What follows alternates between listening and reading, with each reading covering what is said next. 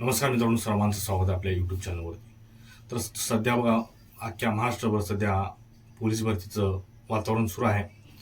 आणि त्या वातावरणामध्ये सध्या जे काही मुंबई सिटी या ठिकाणी काही मुलं मैदानी चाचणी गेले असता मोठ्या प्रमाणात घोळ चालू आहे. सध्या हेच चालू आहे आणि ते 100 मीटरमध्ये घोळ चालू आहे अशी सध्या बातमी आहे. आणि त्या बातमी धरून धरलेल्या लोकशाही न्यूज चॅनलने नेमकं विद्यार्थी काय म्हणले आहेत हे तुम्हीच बघा आणि तुमचं मत मांडायला विसरू नका.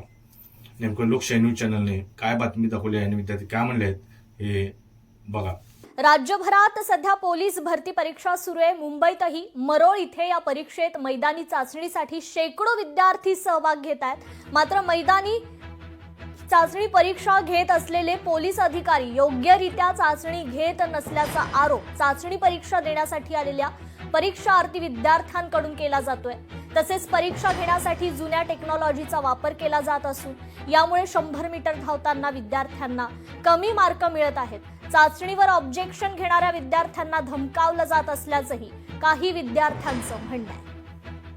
अधिक अपडेट घेऊयात आपले प्रतिनिधी उमेश करंजकर यांच्याकडून. ते सध्या मैदानी चाचणी जिथे होतीये त्या ठिकाणी उपस्थित आहेत. उमेश, काय या विद्यार्थ्यांच्या नेमक्या तक्रारी आहेत? अकृपाबी आता तिथेच जिथे जे मैदानी परीक्षा सर्व विद्यार्थ्यांची सुरू आहे आणि राज्यभरातून हे विद्यार्थी आलेले आहेत आपण पाहू शकतो. गेल्या 2 दिवसापासून हे सर्व विद्यार्थी जे त्या सगळ्या मरोळ परिसरामध्ये आहेत. आज काही जणांनी दिलेली परीक्षा दिली आहेत, कालही काही जणांनी दिल्या. आज जो आकडा मी हातात घेतलाय त्यानुसार जवळपास 9000 विद्यार्थ्यांनी ह्या परीक्षा दिला. सर्व परीक्षा व्यवस्थित होत असताना फक्त 100 मीटर धावण्याची जी परीक्षा त्याच्यामध्ये विद्यार्थ्यांचे मार्क कमी येत आहेत. याचं कारण जे आहे ती चिप जी आहे ती व्यवस्थित नसल्याचं सांगतात. आपण काही विद्यार्थी ज्यांनी परीक्षा दिली त्यांच्याशी आपण जाणून घेऊया. तू परीक्षा देऊन आलास आता? हो सर, मी सकाळी मी सोलापूरवरून दिलो आणि तिथं मला 12 मार्क पडले 100ला. आणि इथं मला 8च मार्क पडले 100ला. फक्त एकीकडे चिप असल्यामुळं. पण कारण काय? एकीकडे चिप आहे आणि दोन्हीकडे चिप नाही आहे. फक्त सोलापूरला कसं होतं, दोन्हीकडे सोलापूर सिटीला दोन्हीकडे चिप होती. स्टार्टिंग आणि एंडिंग, त्यामुळे स्टार्टिंग आणि एंडिंग पॉईंटची व्यवस्थित काउंटिंग होत व्यवस्थित काउंटिंग होती. आणि ते थोडं स्टार्टअप घेण्यासाठी पण चिप असल्यामुळे थोडं मागणं सोडत होते. इथं तसं नाही की फक्त एंडिंगला फक्त चिप आहे आणि स्टार्टिंगला चिप नाही आहे इथं.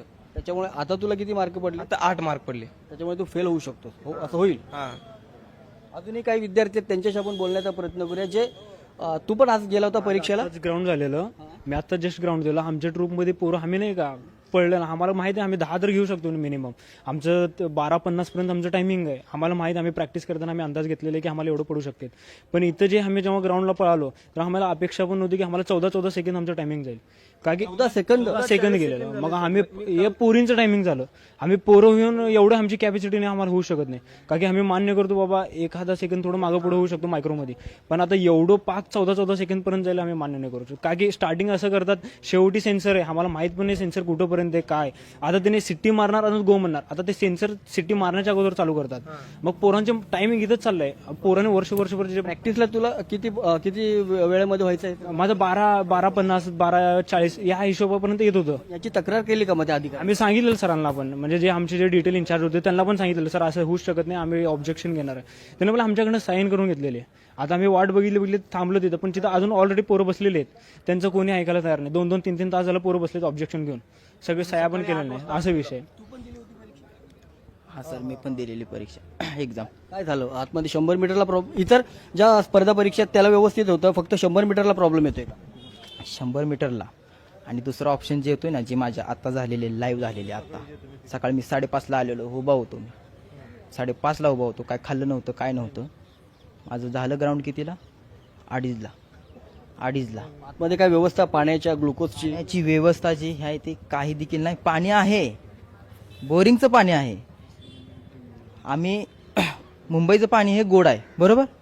जे आहे ते पाणी जे बिना ग्लुकोजचं काही देखील पण जी माननीय श्री देवेंद्र फडणवीस यांना माझी एकच मागणी आहे, तुम्ही जे पोलीस भरती जे राबवली आहे, काही पण करून जे मुलं फेल झाली ती त्यांच्यासाठी रिटर्न तुम्ही हे करावं, अप्लाय करावे, ज्याने पण पोलीस भरतीमध्ये फॉर्म भरलेला आहे. अधिकारी ऐकत नाही का? तुम्ही जेव्हा विद्यार्थी म्हणून ऑब्जेक्शन घेताय आणि त्यांना सांगताय त्यावेळेस पोलीस अधिकारी काय सांगताय? ऑब्जेक्शन घेतल्यानंतर पण एवढं असं क्लेरिफिकेशन मिळत नाही त्याचं पूर्णपणे. ते बोलताय चिप लावलेली, पण ते ज्यावेळेस ऑब्जेक्शन